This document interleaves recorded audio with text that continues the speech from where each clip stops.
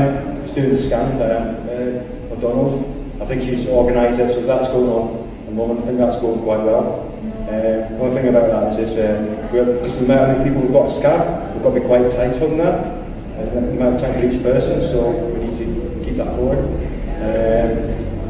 I'm going to pass it on to Melanie Beltran. She's got a few things to say, so I'll move on now. Melanie. Hello, good afternoon. Thank you very much for coming. I really appreciate the financial, psychological and physical effort it was for you to come here. I know what that means. I also would like to thank the organizer, Dick Canute, my colleague, for all this effort he put together for us to have this event. Also, I would like to thank my colleague Lytham, who is our very talented webmaster and also has overseen most of our video productions. And Diane McDonald, who, as Doug already said, is standing in the back, so to help you provide evidence for this absolutely heinous crime you have been victimized with, and we will certainly do everything that is in our power to stop this.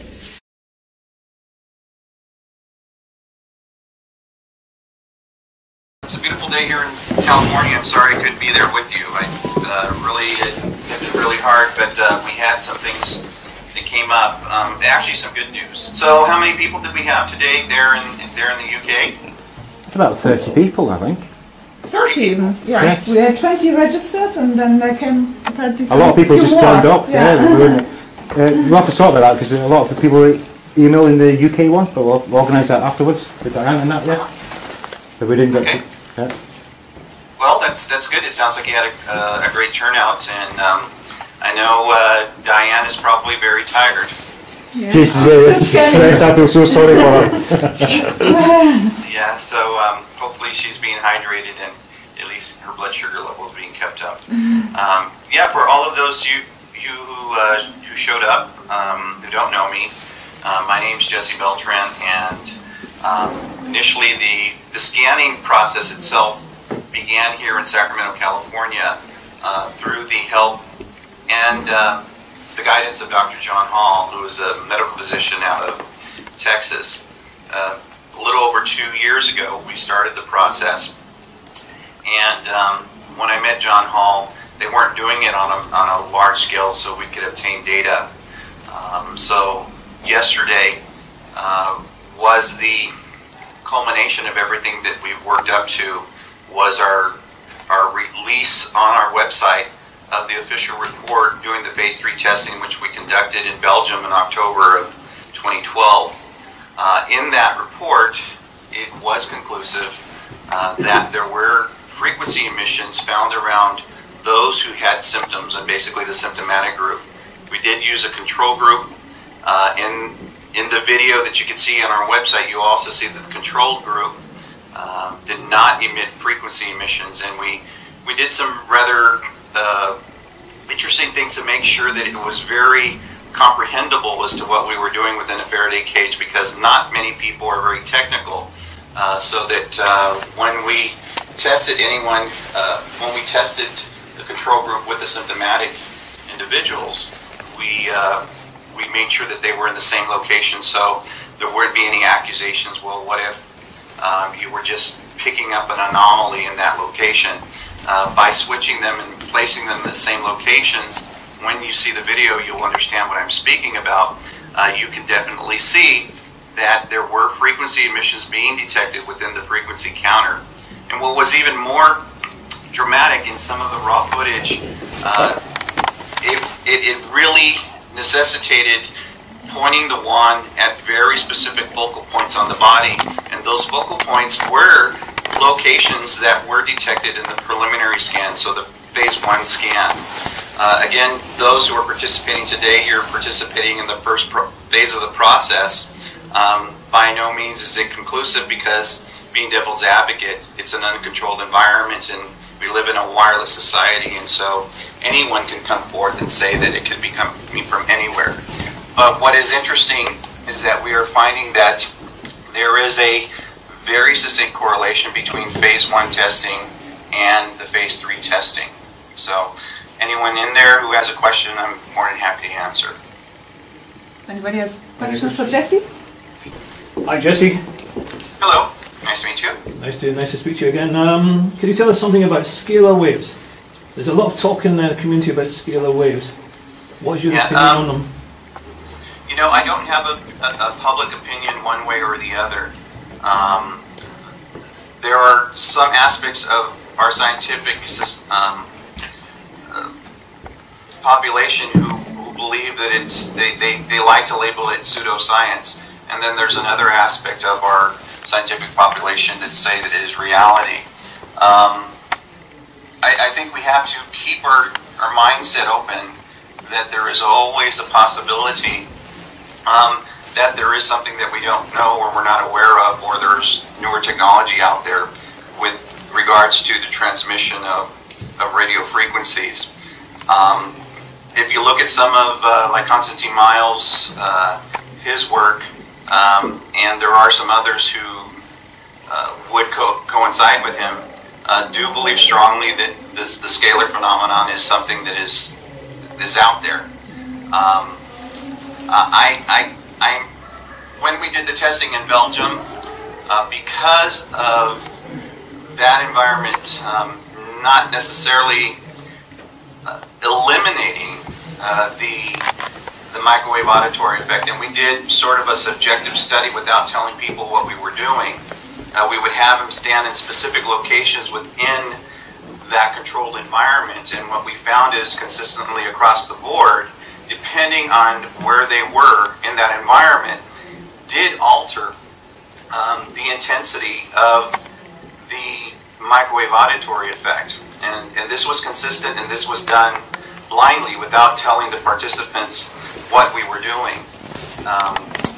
So that in itself led us to believe, either the effect was happening at frequency ranges that were rated outside of the controlled environment, and that particular Faraday cage was rated between 9 kilohertz and 18 gigahertz, or B, that there is some other type of technology that was able to penetrate and continue to send that microwave auditory effect.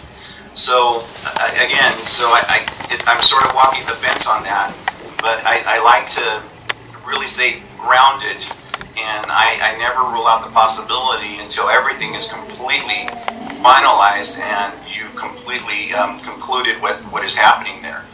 What we can say, though, is in that shielded environment is the frequencies that we were detecting upon those persons who participated in the study. Those frequencies were frequencies that were well within the spectrum that Faraday cage was rated at. So in other words, that was a certified Faraday cage at a research facility that was fairly new. So we knew that we can really count on the data that we're obtaining there. I hope that answers your question. Thank you. Anybody else? Pauline? No, I haven't got no question. Hi, my name's Melissa. Hello, Melissa. Hi. I was just wondering, in the future, will you have the ability for people to donate to your organisation at all to help further research and things?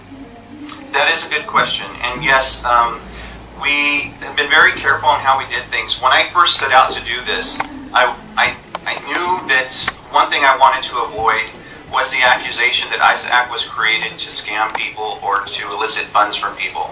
And so, Lars Regard and myself, with the aid of once in a while of a good Samaritan coming forth and helping us at least get to certain locations, we really wanted to make sure that we provided this for free.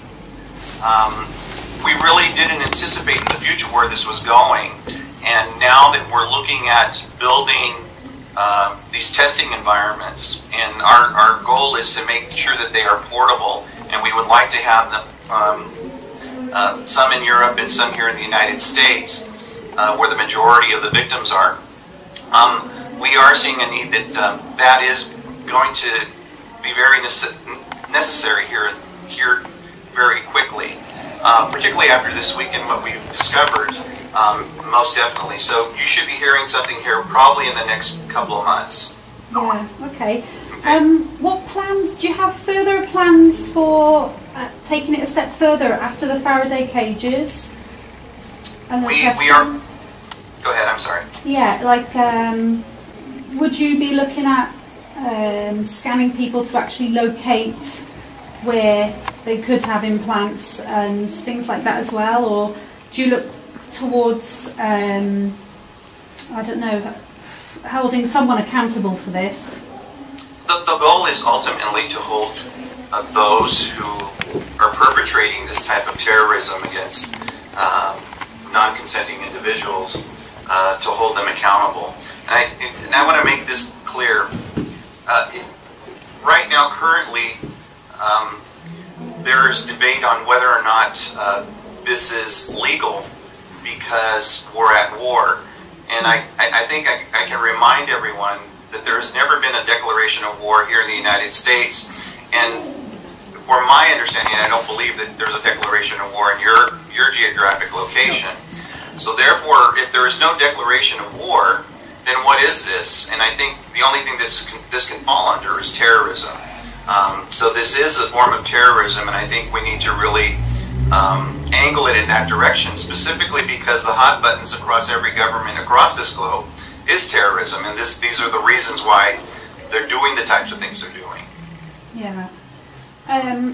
Also, is it quite difficult to triangulate where the frequencies are coming from? Say, for example, it's from a satellite or something like that. Is there a way of being able to detect where it's coming from and being sent to? We're trying to gather a group or a team of experts who can help us with that particular answer. Our focus has specifically been to first isolate whether or not frequency emissions could be detected emanating from one's person. So that was the first step. Obviously, those types of things and those bits of information would help us. But right now, I think we're going to need a little bit more sophisticated equipment. We're going to need larger teams involved. But that is something we definitely need to go look at. Okay. Well, thank you. Anyone else? Yeah, Jean?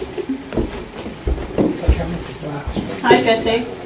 Hello. This is Jean talking. Nice to meet you. So that what has been coming up from underneath, from the ground underneath, is a different energy to what it was originally when I moved there. And this is being manipulated, so much so that they can create a cloaking so that you can't, if you're recording, all you've got is a white picture. You've got nothing else other than white. So it's like a whiteout. And I'm assured by certain people that this can either be microwaves or scalar waves.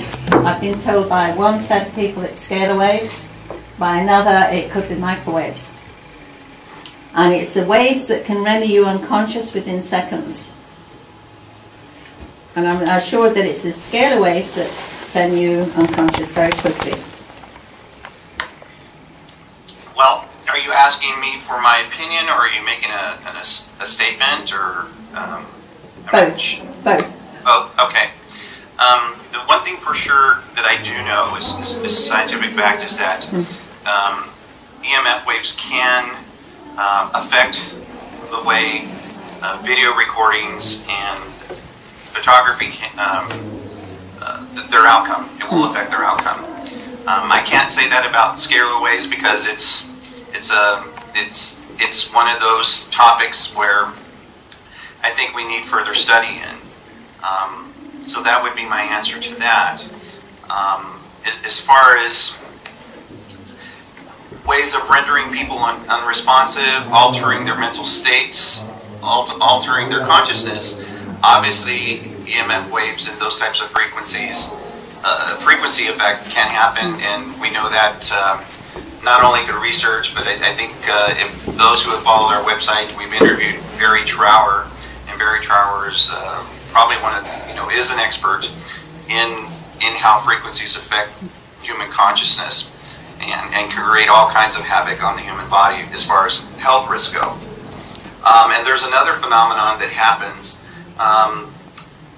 The way human beings are affected is on how they perceive and interpret information.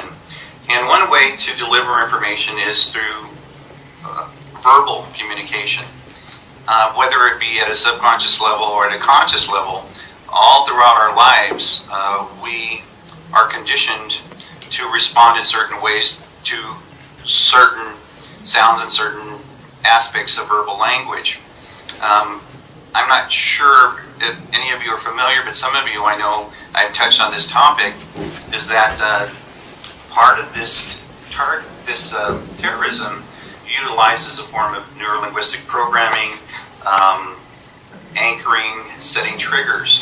And these types of things in themselves can alter people's consciousness and into a state where they can render them unconscious.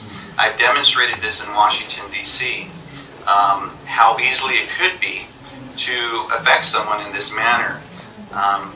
Basically what we're finding, here in the United States, we've added a new aspect of our testing where we test for percentages of suggestibility related to,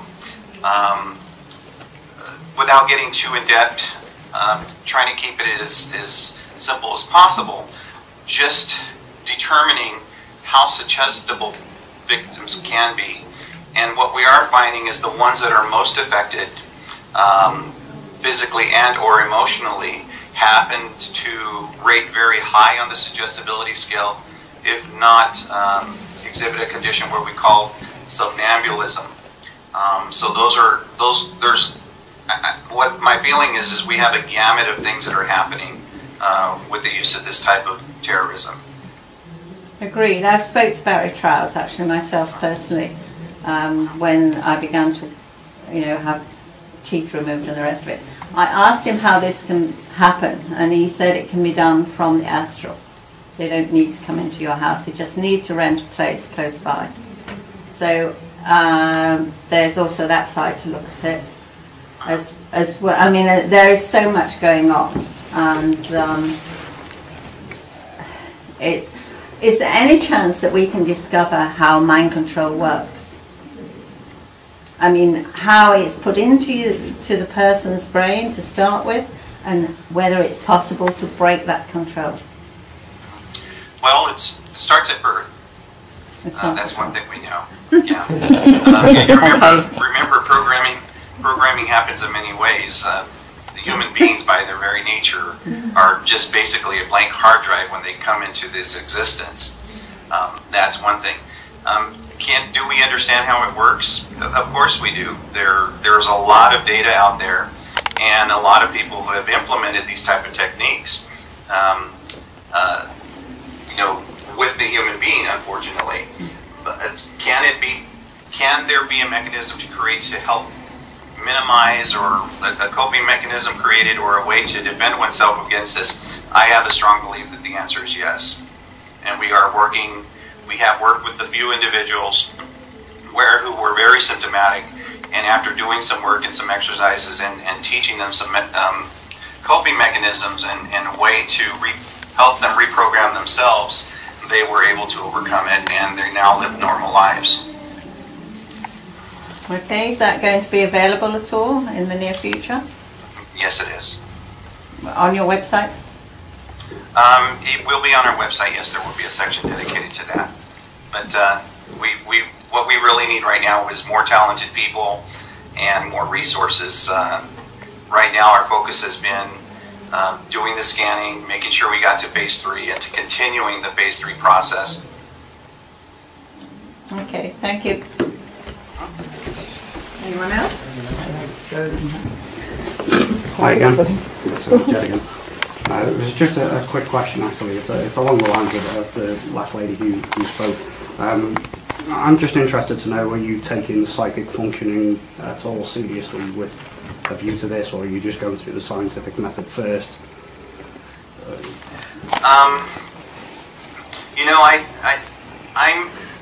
I am of the point, as once I entered upon this fight and I chose to pick this fight, instead of just lay down and be labeled as a victim. I set out to prove this objectively. So I don't have a public opinion on that one way or the other. But what I can say is through the surveys and the statistics that we do take, it is not uncommon for victims to express that they have experienced these types of things. Right. Yeah. Okay, thank you.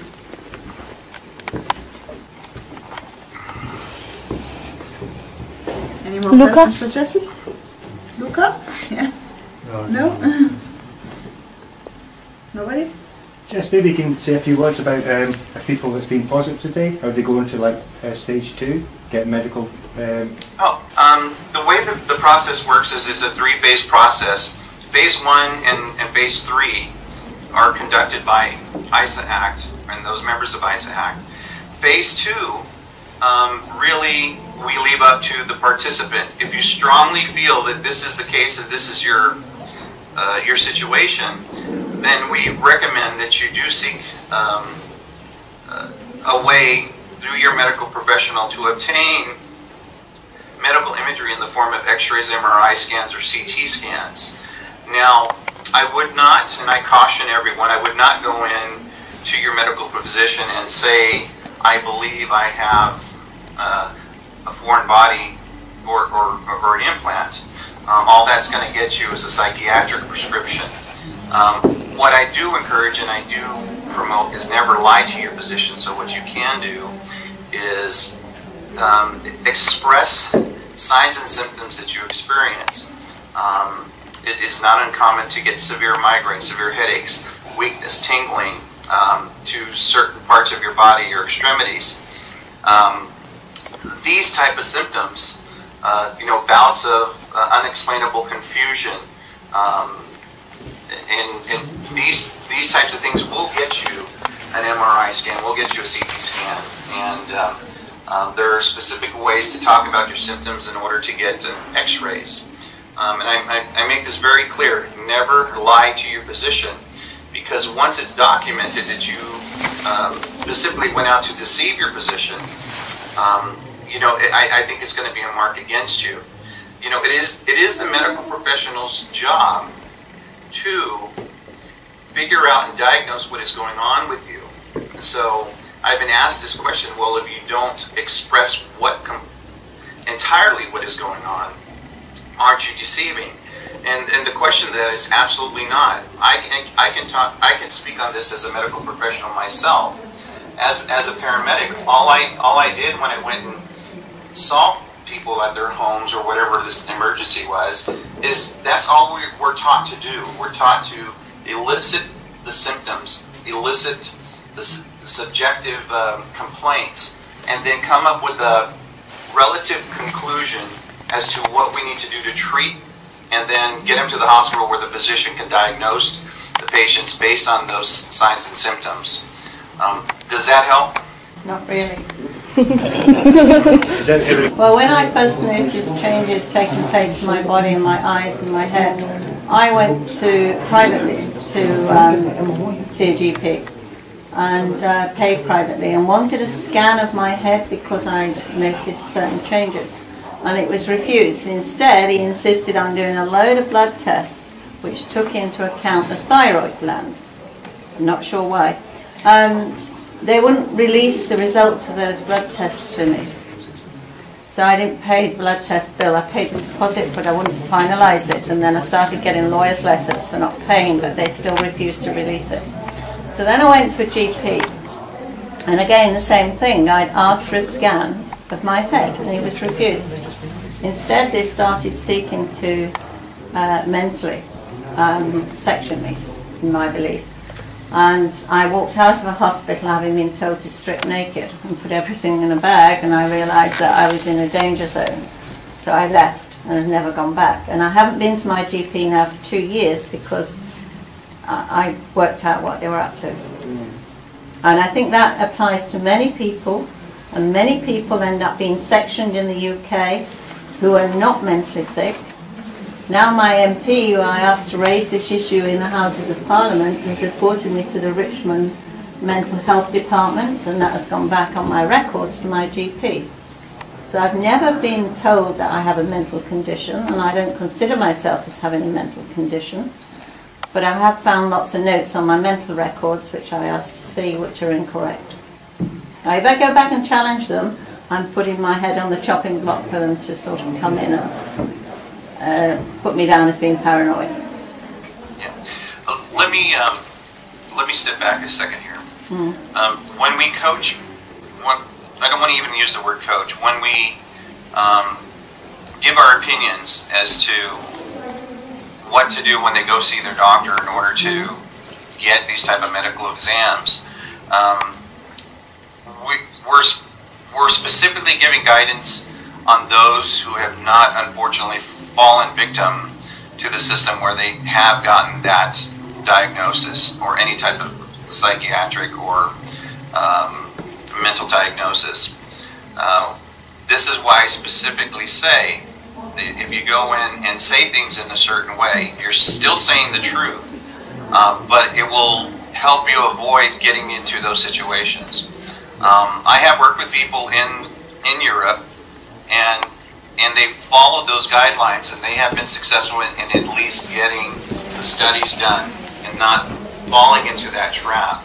And so that's the important thing, because part of the, unfortunately, the scenario is that is a mechanism where once you're railroaded into that aspect or down that road in the mental health industry, it's very difficult to be found credible in the future.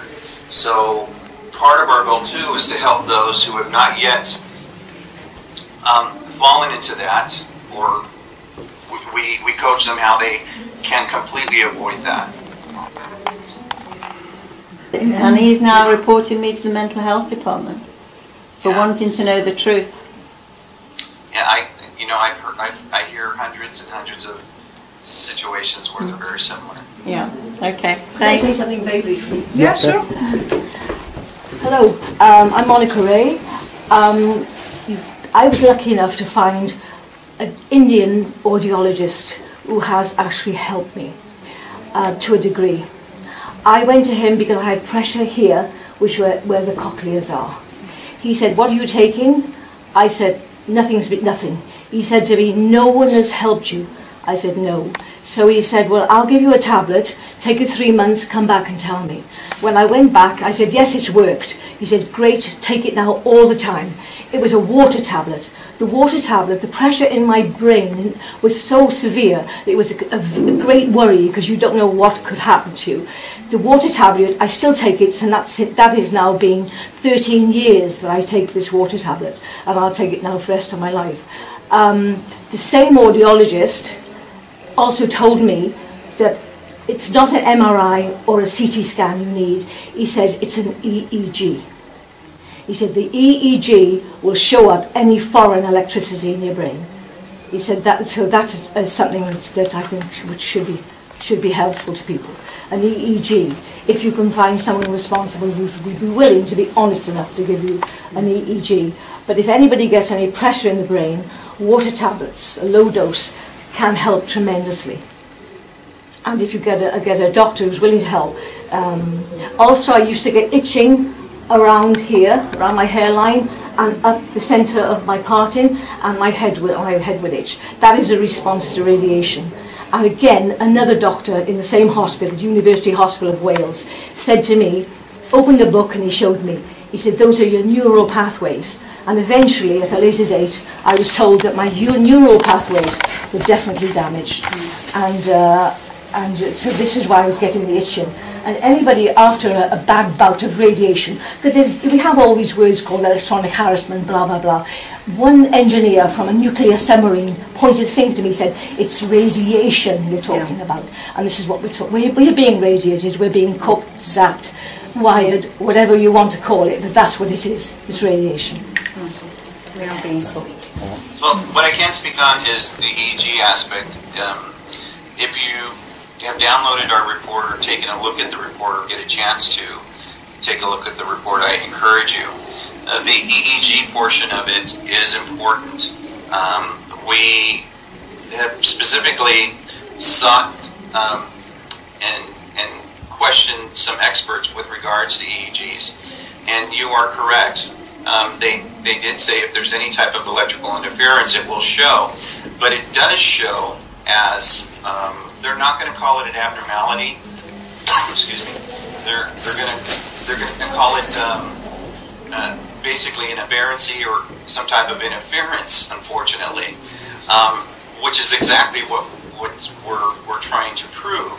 But unless they're in line with why you're getting the EEG and you're taking the EEG to prove that there is going to be that abnormality, that pollution, so to speak, or interference. Foreign energy. You're just going to get a diagnosis currently as that is benign. But we are working on it. If you read the report, that is where we're going once we have all of the Faraday cages in place. There is a specific EEG machinery through the help of Dr. John Hall. We are in the works of obtaining it. I had to have an ECG a couple of years ago in University Hospital in London, and there I saw from a distance a very high spike. The nurse the doctor called over two other doctors, male doctors, and they were looking at it.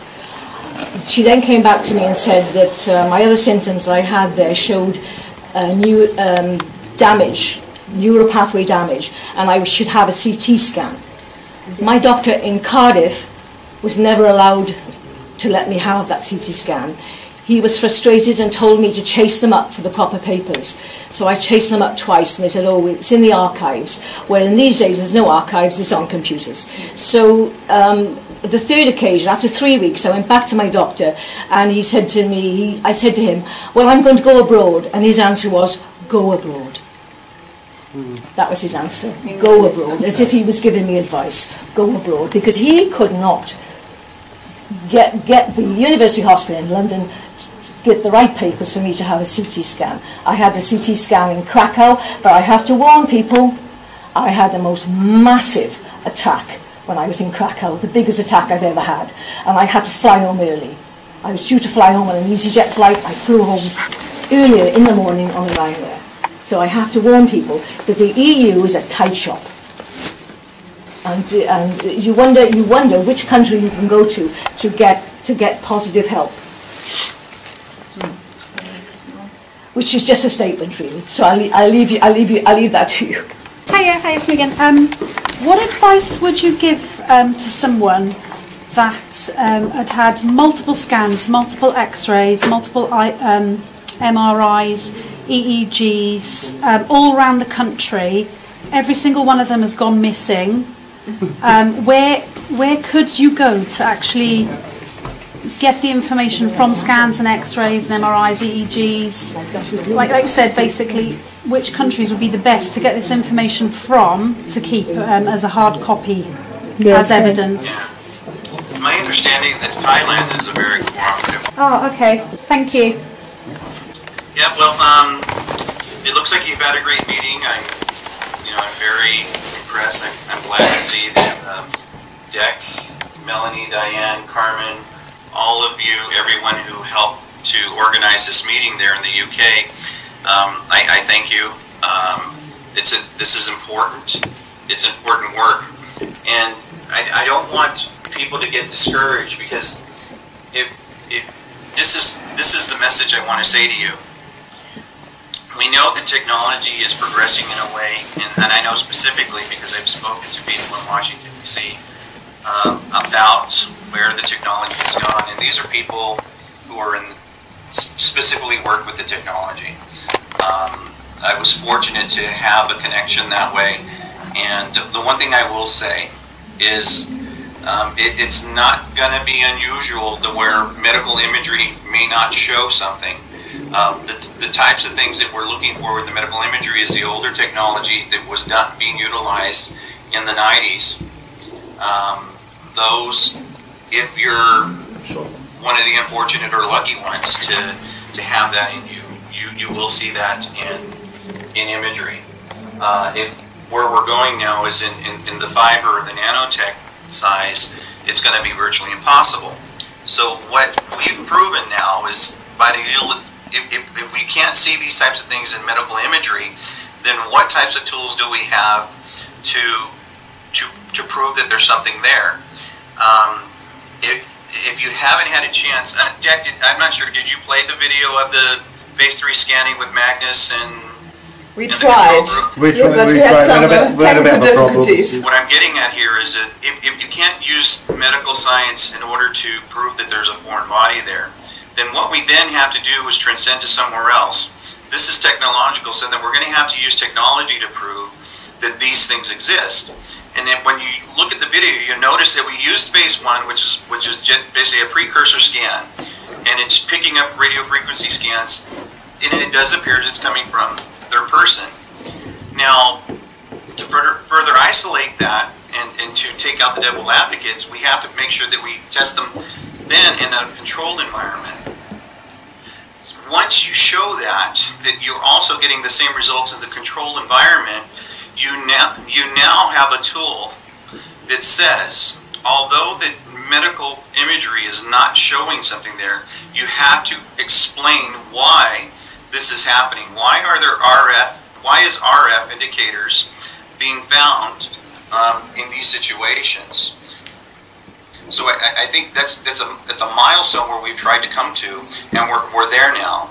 Now the focus is going to be now is to get more physicians, more scientists behind us to disprove what we found, and that's the challenge we put out there. And I actually personally, once we released it, I got a call from Dr. Duncan, who I don't know if you're familiar with who Dr. Duncan is. Dr. Duncan is the author of a book called Soul Catchers Volume 2. He actually helped design this technology. And he's come forth and saying that it's being utilized in a very negative way against humanity. He personally called us and congratulated us and said, this was great work.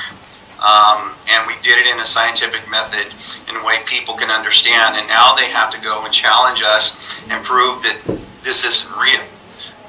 So instead of just saying things subjectively, we now have some objective data. Look, you can now feel touch, you can see, you can hear. These are the things that we're instilling in the general population now. So for those of you, do not give up hope. This is what this is all about. Without your help and without your participation, we would not be going in that direction. And for those who had to participate, we would not be where we are now. And that's all I have to say. And like I said, I thank you. I thank you for your courage for stepping forward and coming public with these types of things. This is not an easy thing to deal with, but the momentum is growing, and we'll get there. We would like to thank you. Thank you very much. All right. All right. Take care. Yeah, bye. you too. Bye. Have a great day. Bye-bye. Bye.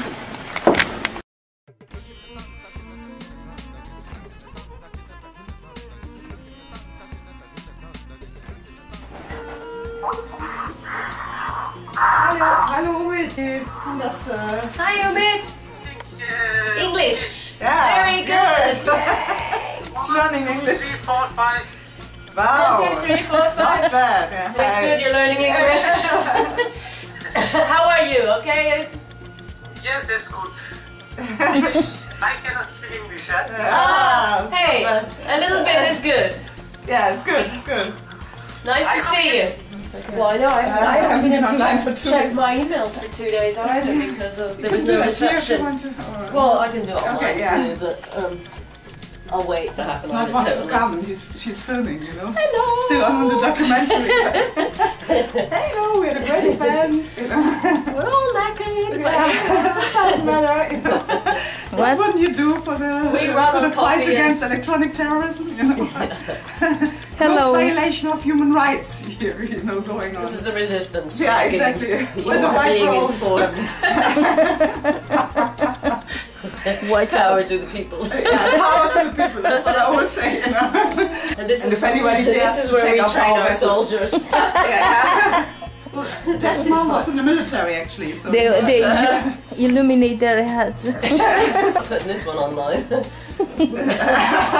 Although I said, you never trust Carmen, you know. Me and Lars were actually saying we wanted to do a TI stand-up comedy routine because I said, but a lot of people would think that we're not real TIs. You're not suffering because you're laughing. Exactly. But first contacted me, he sent me a message and was like, well, I saw you on the London video. You know, always laughing, always kidding. It gives a very bad impression. Yes, that's what I mean. And I said to him, you know what? Would you rather prefer to have seen a common suicide mission? You know, I mean. Well, I mean, yeah, I've thought about that. There are people, I've seen some videos on YouTube where people film themselves under the attacks and how awful they feel and how much the pain hurts. And, and it's strange to watch it because then you're thinking, well, is that guy just kind of, you know, because it's true, it's no blood and guts and glory. I always try to just look at it like, okay, so I'm not a TI, so what people are going to think when they're watching that? And I thought, I could imagine some people would just say, that guy's just faking it. That's probably what a lot of people think, you know. Well, I mean, our families, they can't understand the internal pain and the mental anguish that you get from it. Yeah, and that's the biggest point. So, well, I mean, someday. To be honest, most of these people that judge us and that think, you know, that we're suffering and that we're like, I don't think they would go through one day of this, you know, that would already kill themselves. So yeah, well, because that's the first thought. But you're so lost and confused about, oh my gosh, what's this? What's in me now? What's going on? It's so horrible. I'm not going to do that because then they'll have won. Exactly. That's so exactly part of your fighting reaction. So I was like, okay, you know, and give you the finger. Take this. Just the first. You know, I'm not going to go lay down, you know, and do exactly what you want me to do, which is killing myself. I'm going to mobilize the troops and I'm going to fight this, you know. Well, so you can't get away with pretending.